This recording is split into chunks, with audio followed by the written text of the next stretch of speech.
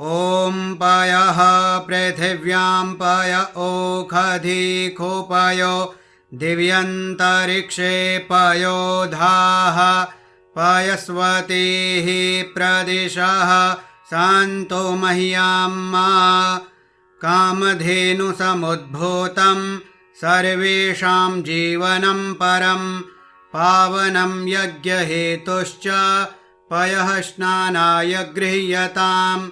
भगवते श्रीसाम्ब सदाशिवाय नमः। पयः स्नानं समर्पयामि। पयः स्नानान्ते शुद्धोदकस्नानं समर्पयामि।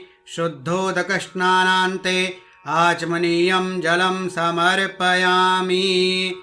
ॐ दधिक्राब्णो अकारिखं जिष्णोरस्वस्य वाजिनः सुरभिनो